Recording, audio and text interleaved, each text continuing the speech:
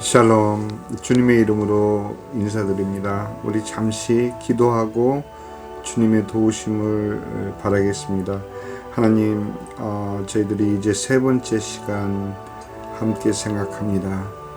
저희들이 그동안 생각하지 않았던 부분들을 생각하느라 주님의 도우심이 더더욱 필요합니다. 하나님, 우리 마음 가운데 정말 우리의 생각하는 것이 사변적인 생각이 되지 아니하고 하나님의 진리로 다가가기 위한 그러한 생각들이 될 수 있도록 주님 저희들을 인도하여 주시옵소서. 예수 그리스도 이름으로 기도하옵나이다. 아멘. 두 번에 걸쳐서 저는 이제 우리가 함께 생각하는 어떤 그 근거를 제시했습니다. 이 모든 것은 바로 요한복음 1장에 나타나 있는 왜 참 빛이 비추었는데 어두움이 깨닫지를 못할까. 너무도 그 상식적인 원리는 빛이 비치면 어두움은 물러갈 수밖에 없는데 참 빛이 비쳤음에도 불구하고 더더욱이 그 빛은 사람들의 생명이라고 요한복음 1장에는 분명히 말해주고 있는데 그 생명이 비쳤는데도 불구하고 어둠 속에 있는 사람들은 그 빛을 인식하지를 못한 것이죠. 그 빛을 알지를 못했던 것이죠. 우리가 그것을 그냥 성경 읽듯이 아니면 성경 공부하듯이 그냥 적당한 풀이로 적당한 표현은 너무 죄송한 표현이지만 그냥 어느 주석에 써 있는 그런 너무도 당연한 표현으로 해석하고 넘어가 버리면 그 말씀은 더 이상 우리 마음에 와 닿을 수가 없게 됩니다.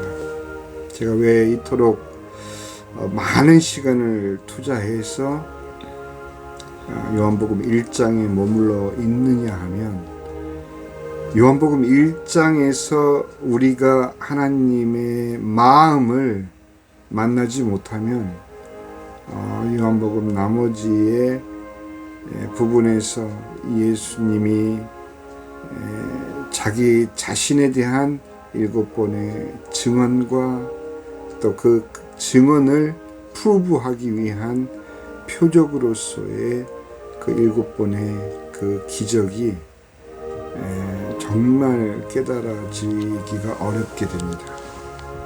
요한복음에서 목적하는 바는 단 하나, 우리로 하여금 예수님을 하나님으로 믿게 하기 위한 것이라고 분명히 말해주고 있습니다. 그렇기 때문에 1장부터 요한은 예수님이 창조주 하나님이심을 그렇게 공포하면서 시작하고 있는 이유인 것입니다.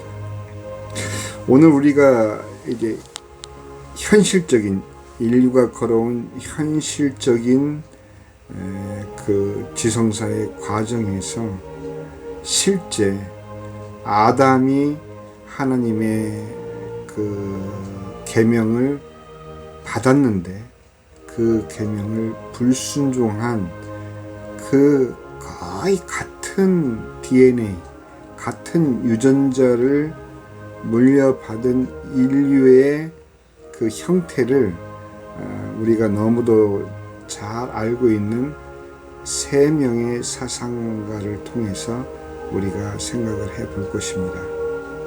왜 그러냐면 성경에서 어떻게 하나님께서 그토록 창조주로서 말씀하신 그 첫 계명을 그것도 직접 그 손수 하나님의 모양대로 하나님의 형상 따라 손수 지으신 그 아담에게 주셨는데 겨우 한낱 피조물인 뱀의 속삭임에 속아서 하나님의 그 말씀을 불순종할 수 있을까요?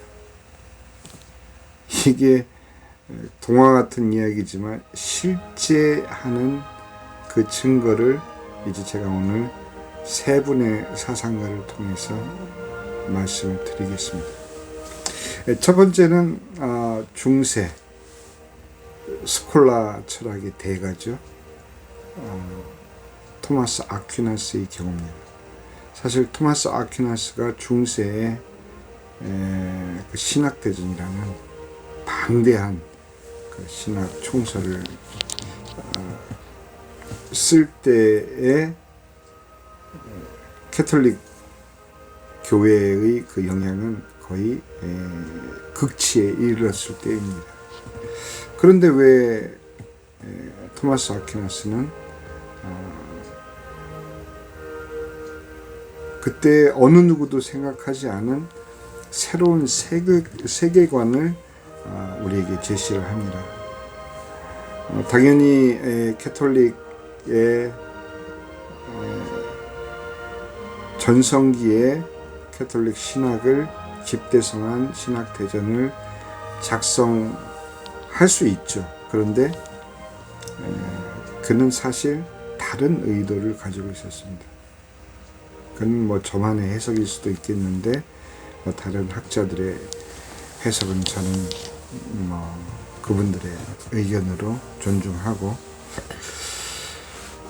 왜 하나님이면 충분한 중세 시대에 거의 태어나서 살고 죽는 그 일생 전체를 교회는 관여하고 칠성사를 통해서 모든 삶의 과정을 교회를 통해서 인간이 살아갈 수밖에 없도록 그렇게 시스테메릭화된 그런 삶 속에 세계관이라는 것은 오직 교회인 거죠.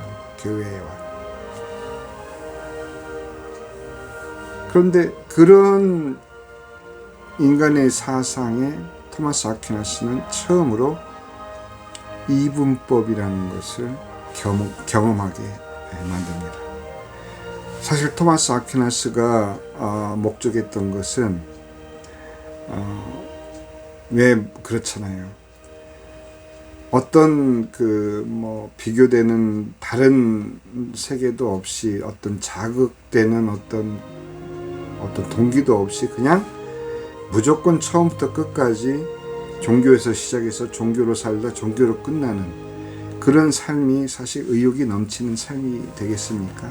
모든 것이 획일적이고 모든 것이 정해진 순서대로 진행이 되고 모든 것이 어떤 짜여진 그런 기계처럼 돌아가는 삶 가운데 과연 사람들이 느꼈을 그 무기력을 토마스 아퀴나스는 정확하게 본 것이죠. 그래서 사실은 그는 신학대전이라는 그 엄청난 대작을 집필을 했던 것입니다. 왜?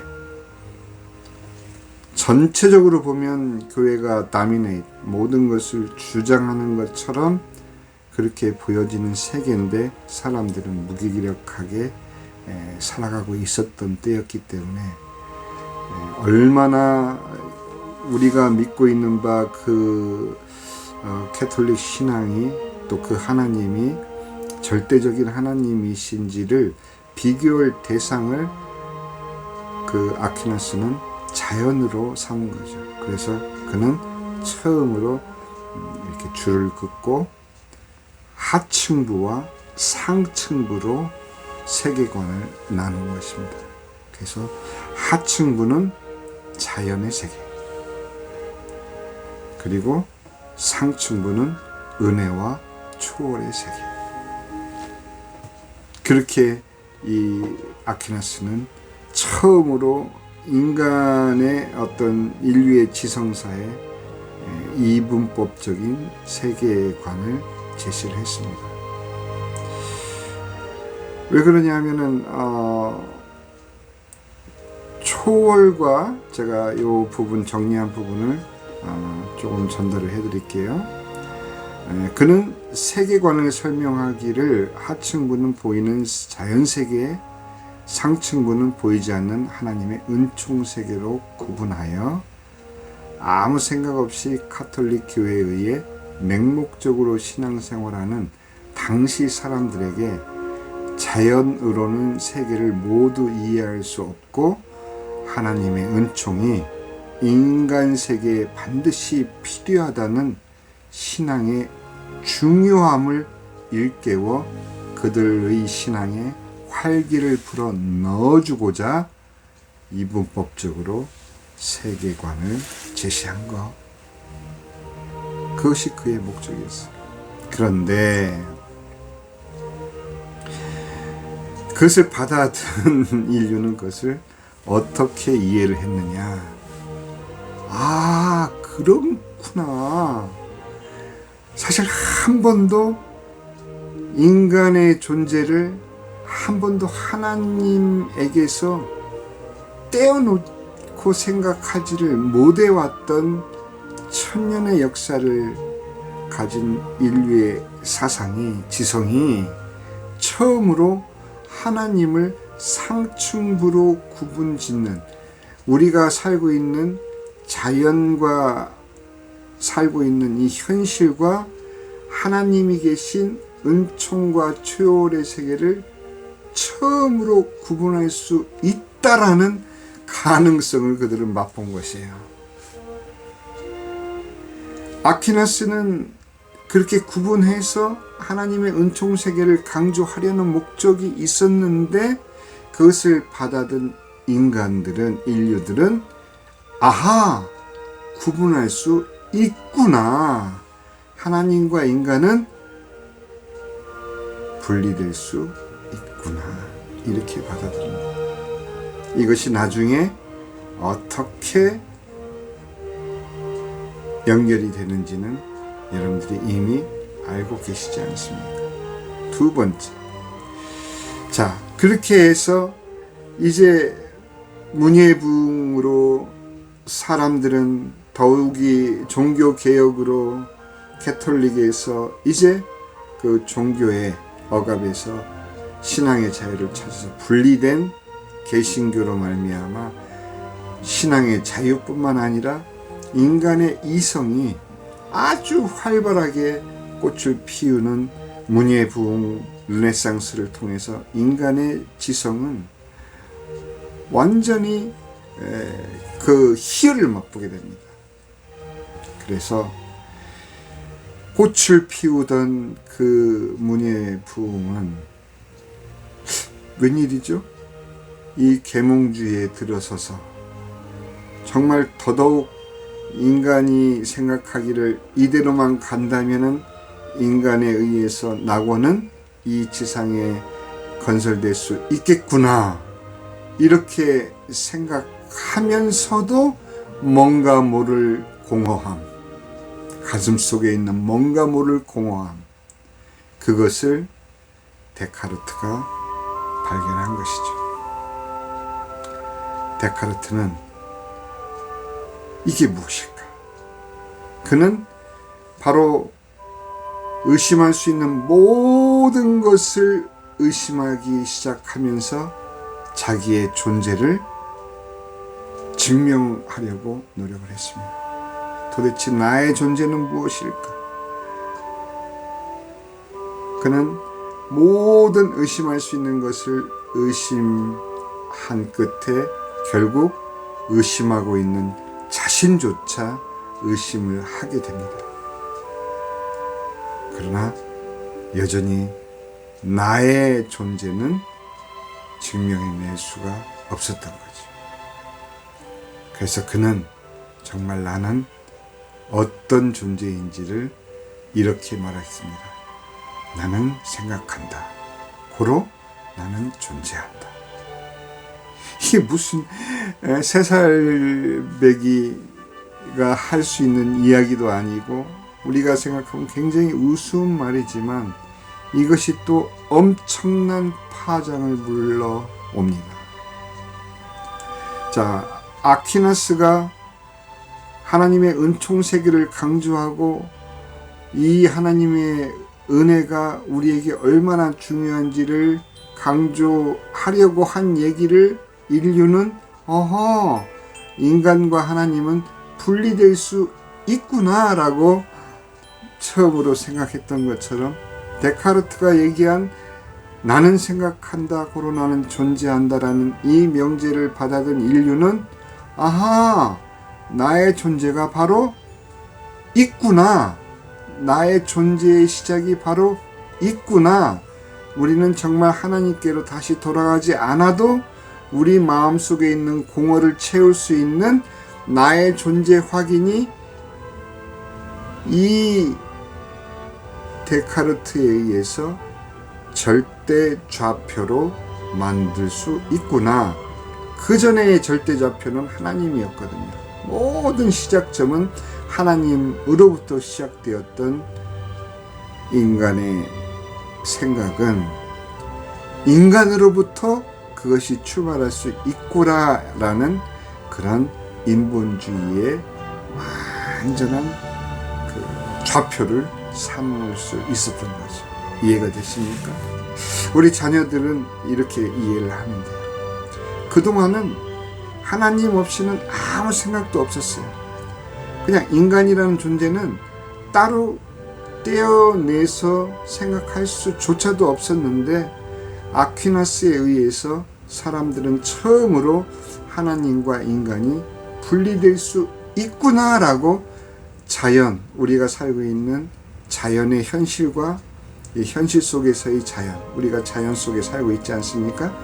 이 현실과 하나님이라는 은혜와 초월의 세계는 분리될 수 있구나, 이렇게 생각을 했다라는 거예요. 우리 자녀들 이해되십니까? 그리고 나서 두 번째, 데카르트에 의해서는 뭔가 모를 그 허전한 공허, 사람의 이성이 발전하고 과학이 발전하고, 그래서 정말 사람의 그 합리적인 지성이 이 세상을 밝힐 수 있다라고 생각한 계몽주의에 들어섰는데도 불구하고 마음속에 있는 그 공허함, 그 공허함이 다름 아닌 나의 존재, 내가 누구인지를 증명하기 위한 데카르트의 노력으로 나온 그 증명이, 사실은 그거는 아무것도 증명하지 못했다라는 이야기인데도 나는 생각한다 고로 나는 존재한다. 그런데 그거 아십니까? 데카르트의 원래 목적은 우리는 그렇게 다른 피조물과 같이 자연과 과학의 법칙으로만 살 수 있는 존재가 아닌 우리 인간만이 생각할 수 있는 영적인 존재다라는 것을 강조하기 위한 그러한 명제였던 것이었어요. 그것을 위해서 인간은 생각할 수 있는 존재다. 인간만이 생각할 수 있는 존재다. 그러니 모든 것이 이성이 발달하고 과학이 발달했는데도 불구하고 허전한 내 마음은 결국 우리는 생각해야 된다. 누구를? 그는 하나님께로 인간의 생각을 유도하려고 했던, 인간은 바로 생각하는 존재다라는 것을 인류는 다르게 받아들인 거예요. 하나님 없이도 우리는 출발점을 인간으로 삼을 수 있구나 하고 드디어 인본주의가 시작이 된 것입니다. 아주 강력하게요. 다음 시간에 이어집니다. 감사합니다.